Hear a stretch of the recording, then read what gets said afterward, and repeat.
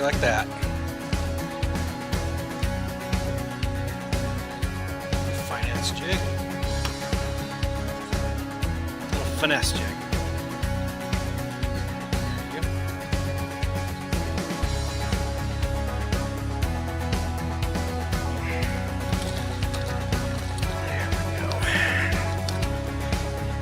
There you go. Give me your face. Look at that. Right on the roof of the mouth. Finesse jigging. Hey folks, Glenn May here with BassResource.com, and today I want to talk to you a little bit about finesse jigs. Okay, so with finesse fishing, that conjures up an image of light line fishing with spinning tackle. And you're right, that's what I have here. This is a 7-foot, medium power, fast action rod. It's got a lot of tip to it, a lot of give. You're going to need that because you're fishing light line, and traditionally finesse jigs have a light wire hook. So the key about this with the reel here is I'm not looking, it doesn't matter too much about the gear ratio on it because you're not fishing it fast, so you don't need a high-speed reel.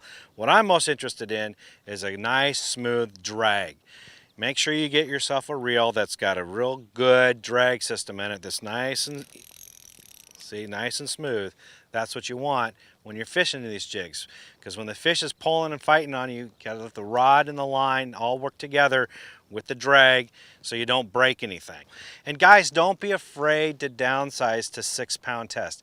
You know, I used 10-pound for a long time. I was real nervous about it. I was afraid of breaking off and losing fish. After a few years of doing that, I finally got up the courage to try 8-pound test. Ooh, big step. And I thought for sure I'd be breaking off more fish or having to tie a lot more often because the line just can't handle it. Well, I got enough confidence over the years where none of those issues actually surfaced. I'm telling you guys, 6-pound, 6.2-pound line, once you work yourself up to it, if you can use 6-pound, that's definitely going to make a big difference. There we are.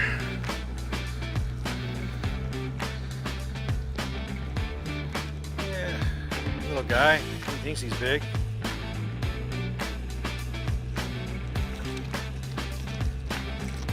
That'll work. Couldn't stand my little finesse jig. See that? Right on the roof of the mouth.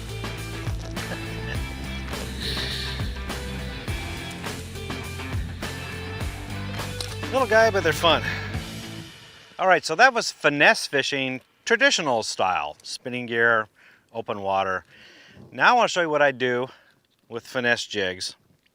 A little bit different than maybe some people think. And that's basically what I would normally do flipping and pitching with jigs, but I lighten up a little bit and I fish a little bit different cover. Here we go. Whoa, hello. Doorbell. Oh. Good fish. Oh, ho, ho, ho, ho. Ho, ho, ho. Come here, you. Come here, baby. Come here, baby.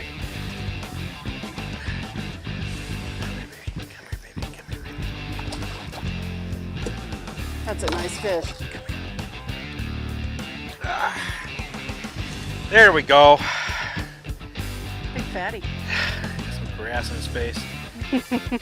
Telling you, if you don't think finesse jigs catch good fish, there you go.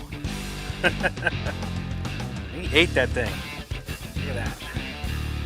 Nice. The gut on that fish. Good. Been eating. Let you go over this side. There we go.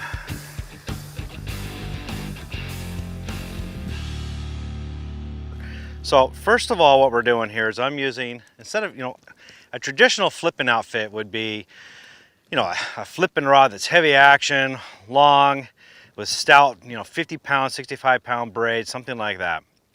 We're going to lighten up a little bit in the true sense of the finesse. This is a medium heavy, 7-foot medium heavy action rod. So a little bit lighter action. Here I'm using Seaguar 20-pound flipping line. Actually, it's 25-pound flipping line. It's fluorocarbon. A big reason for that, and I'll get to that in just a second, but that's what I'm using. And then the reel, I'm not so much interested in the speed on the reel as I am the drag. This has about 16, 15 pounds of drag on it. Real strong reel, that's what you need for flipping and pitching. And I'm just using, you know, a 1/2 ounce finesse jig in this case. You know, it's very similar to the one I just had, but a little bit bigger. All right, so that's the setup. We're not doing spinning gear anymore. We're heavying up a bit, but it's not the full flipping and pitching rig like you would think in the traditional sense.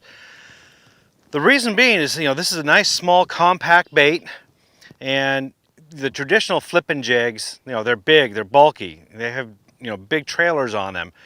Great when the fish are buried up in the cover and you need to dig them out, and you need a lot of bulk to do that, get their attention, and the fish are actively feeding.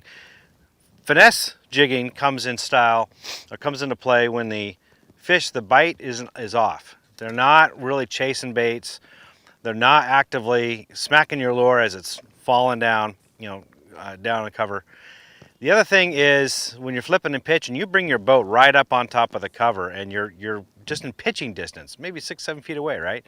Or pitching a little bit further away. You know, so flipping, pitching, you're only at the most maybe 20 feet away if that's a really long pitch. Most people are a lot closer than that, 10 to 15 feet away.